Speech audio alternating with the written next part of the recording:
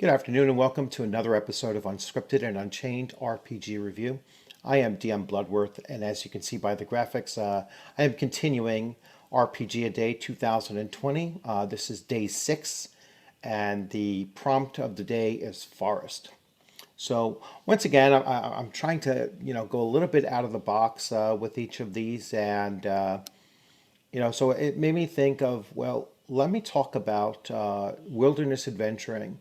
And really, the first time that that I experienced the game system addressing that was in Dungeons and Dragons Expert set. So let's take a look at that and see how forests end up playing a prominent role in adventuring outside of the initial basic set for levels 1 through 3. So we'll take a look at the expert booklet right now. So transition time.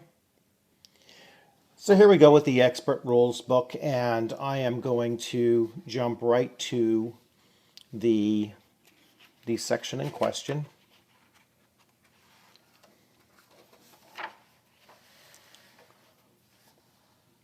So here we have the D&D Campaign section of the expert booklet, and it goes into designing wilderness.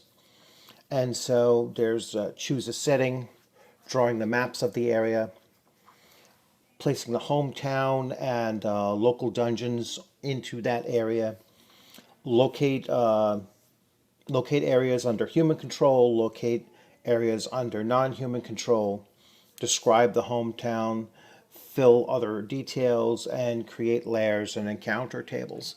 Now, this isn't directly related to just forests, but forests play a huge role in fantasy, in the fantasy genre. So fantasy fictions, especially those like Lord of the Rings, and later on you have the world of Greyhawk as a setting, and you have this setting here for D&D as well, Mystara.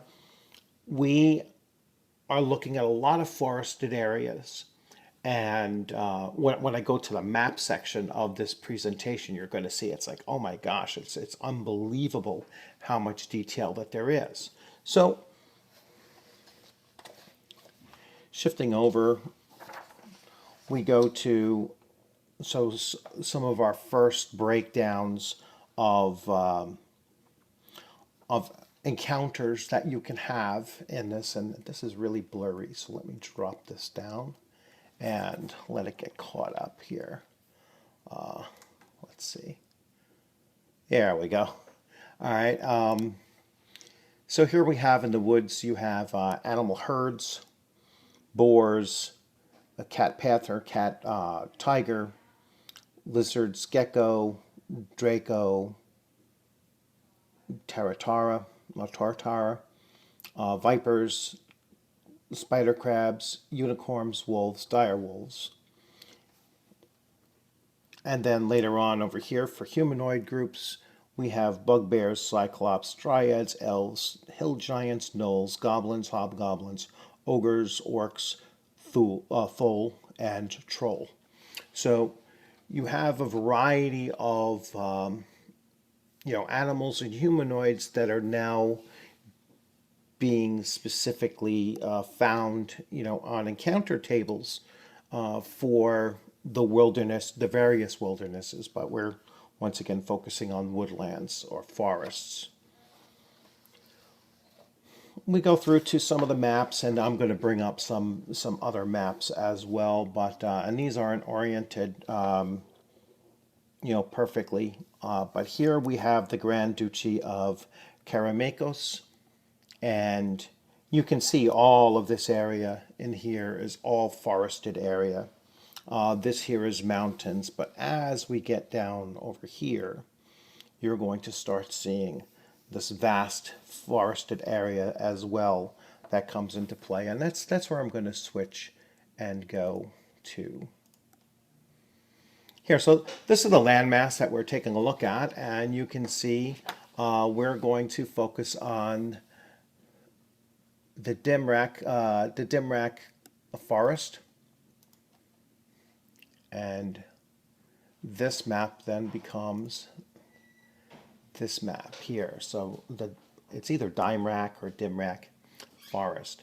And you can see, like I will scroll out and show you the amount of land mass that this is actually covering is phenomenal. Now, each one of these hexes is 1 mile. And so you can literally see the area that we're talking about here is an area that your player character party, your entire campaign can take place in just this forested area, and it never really has to leave it. I mean, there is just so much space involved in all of this, and so many different potential encounter areas that are involved with this that I mean, even you have different types of forest types. So you have a petrified forest in here as well. You have major, major settlements where the player characters can begin, and then they have various adventures that will take them into, the deeper forested areas. You have some swampy areas within or surrounding the forest. You have some light forested area within it as well. So you have a variety of different terrain features that are also located within the forest. So forests can play a huge geographic setting for your player characters. They can pose a huge challenge to them as well, and there are a variety of classes and skills that are particular to playing in or adventuring in forested zones. So once again, when you're dealing with any kind of terrain feature, can become the centerpiece for your adventuring. But forests in particular seem to have have a long history of being named places of great adventure. And that goes back to Tolkien's works and the number of forests that actually play a role. And the forests in that setting have almost a character to them. So when you're talking about Mirkwood, or you're talking about the Old Forest, or you're talking about Lothlorien, each of those forests have a character that's involved with them, and so there's a sense that your characters are going to get when they enter into those places, whether it be a sense of dread, a sense of wonder based on the magicalness of the location, or a sense that it's just a vast and old and mysterious location as well. So once again, that's my take on forest. Kind of a weird, word to just throw out there and try to think about it. So I just think of the geographic feature. So I hope you enjoyed this video. I know it's a kind of a short one. So, but I hope you enjoyed it. Give it a thumbs up if you enjoyed it. Leave any comments in there if there's anything particular about the forests in this setting. I'd love to hear them because I haven't played in this setting.